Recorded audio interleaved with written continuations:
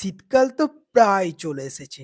আর এদিকে বিয়েবাড়ির সিজনও তো চলে এসেছে। তাই চলে গেছিলাম সিজনের ১ম বিয়েবাড়িতে। আজকে আমাকে ইনভাইট করেছে তুলসী ইভেন্ট ম্যানেজমেন্ট। চলুন দেখে নিই আজকে বিয়েবাড়িতে কি ছিল। স্টার্টারে ছিল ফুচকা, কফি ও পাকোড়া। আর আজকের মেন মেনুতে ছিল জলের বোতল, সালাড, সস ও সোয়াবিন কাটলেট।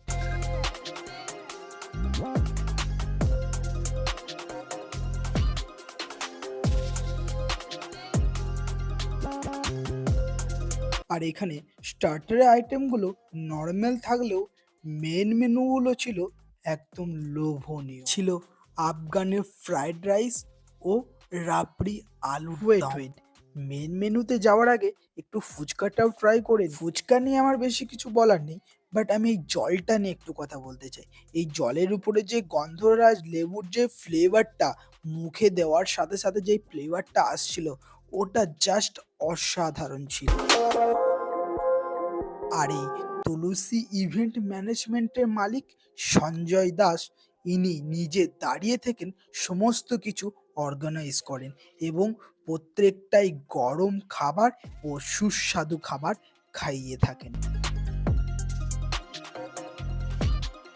আর একটু আগে যে বলেছিলাম লোভনীয় মেনু, চলুন দেখে নিই এই লোভনীয় মেনুর মধ্যে কি ছিল। ছিল সোয়াবিন কাটলেট, সস, সালাড এবং আফগানি ফ্রাইড রাইস। আর এই রাইসটা এক কথায় ছিল অসাধারণ। আমি যতটা বিয়েবাড়ি খেয়েছি তার মধ্যে এই একটা বিয়েবাড়ি আমি পেয়েছি যেখানে এত সুন্দর রাইসের কোয়ালিটি এবং টেস্ট।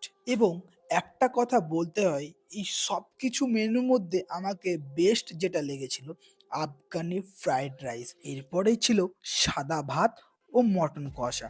আর যারা মটন খাবে না তাদের জন্য ছিল পমফ্রেট মশলা। আর যারা মাছও খাবে না তাদের জন্য ছিল ছানার ডালনা। আর এই প্রত্যেকটা খাবারই ছিল এক কথায় অসাধারণ। আর আজকের ফার্স্ট নাম্বারে আমি মাটনটাকে রাখতে পারিনি, কেননা আজকের ফার্স্ট নাম্বার ছিল রাইস, এক কথায় অনবদ্য আফগানি রাইস।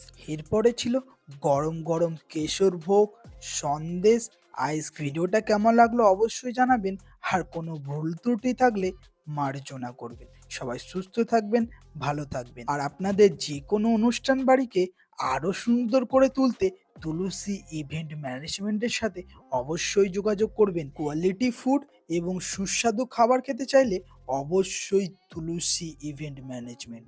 সবাই সুস্থ থাকবেন, ভালো থাকবেন। টাটা।